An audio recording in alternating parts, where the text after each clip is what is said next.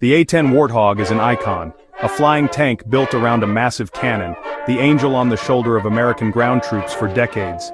But time waits for no machine, and by the early 2020s, the Air Force faced a tough question: how to keep the Warthog relevant in a world of advanced sensors and air defenses. Their answer was bold: Project Blacksnake, an ambitious plan to transform the aging A-10 into a hyper-advanced, digitally fused Super Warthog. This wasn't just a few new screens. The plan was to gut the A-10's analog soul and replace it with a digital nervous system, sensor fusion, helmet-mounted displays, even stealthy materials. The goal? Keep the Warthog's legendary toughness and firepower, but give it the brains to survive in the world's most dangerous airspace. Blacksnake was born from a Pentagon tug-of-war Air Force leaders wanted sleek, multi-role jets like the F-35, while the Army and A-10 pilots insisted nothing else could do what the Warthog did. The program was a political compromise: modernize the A-10, delay its retirement, and try to please everyone. Imagine an A-10 that could see through the fog of war, sharing data with troops, aircraft, and satellites. A pilot could glance at a tank and instantly see its threat level before unleashing the GAU-8 Avenger. This was the dream: old school muscle, new school brains. But dreams can turn into nightmares. Blacksnake would soon become a multi-billion-dollar cautionary tale, leaving broken promises and a sense of betrayal in its wake. The vision was revolutionary, but the reality would prove far more complicated. The Super Warthog was supposed to be the future of close air support. Instead, it became a warning for every ambitious upgrade to come. To understand why Blacksnake failed, you have to understand why the original A-10 succeeded. The Warthog was born from Vietnam's hard lessons. Fast jets couldn't protect troops in close combat. The A-10 was built to fly low, take punishment, and deliver overwhelming firepower. Function over form, survivability over elegance. Its heart is the GAU-8 Avenger, a 7-barrel cannon that spits out 30mm rounds at 70 per second, the legendary Art. But the A-10 is more than its gun. The titanium bathtub protects the pilot, high-mounted engines shield from missiles, and broad wings let it loiter and turn tight at low altitudes. This design forged a bond between the Warthog and the troops it protects. For soldiers, seeing a Warthog overhead means hope. The pilot is a specialist. The plane can take a hit and keep fighting. This trust isn't measured in spreadsheets, it's earned through decades of life-saving performance. The A-10 is a comrade, not just an asset. Its slowness lets pilots visually confirm targets, reducing friendly fire. Its ruggedness means it can operate from rough airstrips near the front. The Warthog's legacy is a philosophy: protect the soldier above all else. That's what Blacksnake tried to carry into the 21st century, but updating a legend is never simple. The A-10's strengths are unique and hard to replicate with technology alone. The challenge was never just about hardware, it was about preserving a culture of trust and support. The Blacksnake program launched with fanfare, promising a quantum leap for the A-10.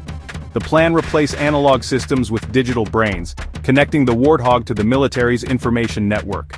A new mission computer and high-speed data link would fuse data from targeting pods, ground units, drones, and satellites into a single battlefield picture. Pilots would see this info on a helmet-mounted display.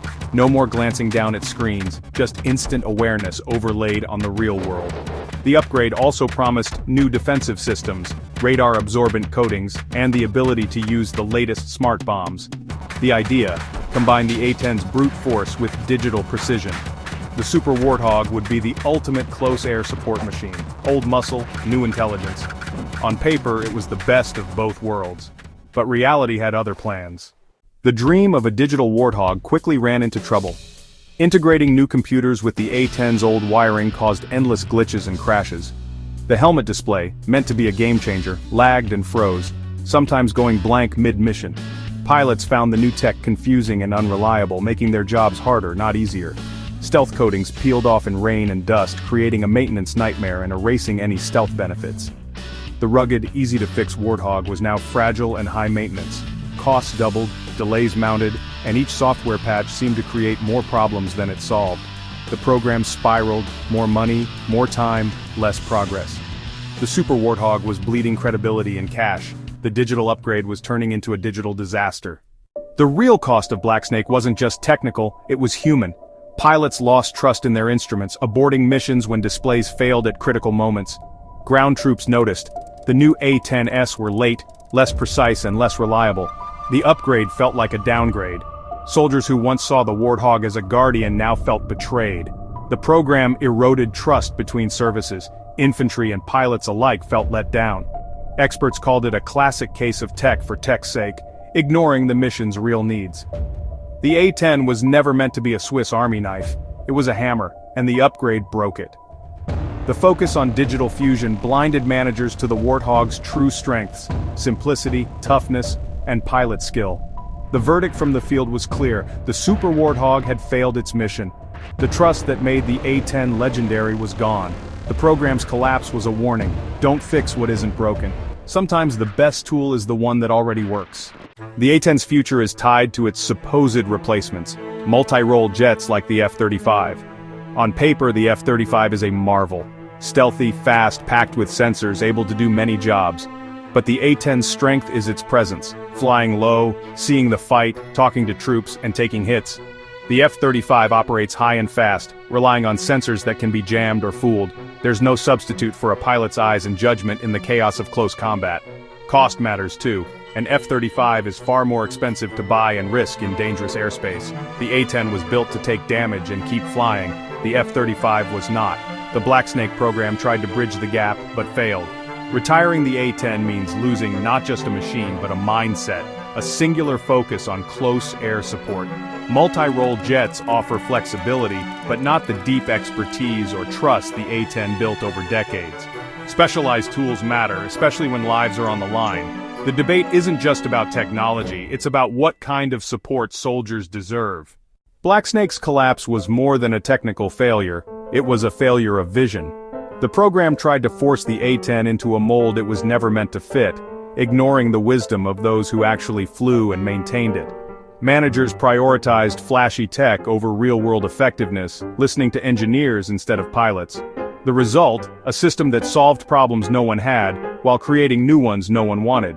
The belief that technology alone could replace skill and trust proved false. $3 billion later, the failed upgrades were stripped out, and the Air Force was back to square one. The lesson: the end user isn't just a customer, they're the expert. Ignore them, and you risk expensive, dangerous failure. The wreckage of Blacksnake is a warning for every future upgrade. The key lesson: involve pilots and maintainers from the start, test upgrades in real conditions, and let user feedback drive the process. Ambitious, all-at-once overhauls rarely work. Small, focused improvements do. Beware requirements creep. Every new feature adds risk and cost. Keep upgrades simple and mission-focused. The military must challenge contractors' promises and demand accountability. In-house expertise and independent testing are essential. There's no single right way to fight. Sometimes high-tech works, sometimes grit and simplicity win.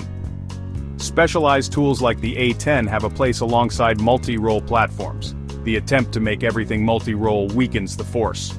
The ghost of Blacksnake should haunt every meeting about retiring a proven platform. As of August 7, 2025, the debate over close air support is fiercer than ever, fueled by Blacksnake's failure. The Air Force pushes to retire the A-10, betting on F-35s and standoff weapons. But recent wars show the need for aircraft that can get close, see the fight, and protect troops in real time. Some call for a new purpose-built CAS plane, others for drones or light attack aircraft. The Army is even exploring its own solutions, signaling a lack of faith in the Air Force's plans. The real question: who is close air support for, the generals or the soldier under fire? For 50 years, the A-10 was the answer. As the last warthogs fade, the skies above the battlefield remain uncertain, and the search for a worthy successor continues.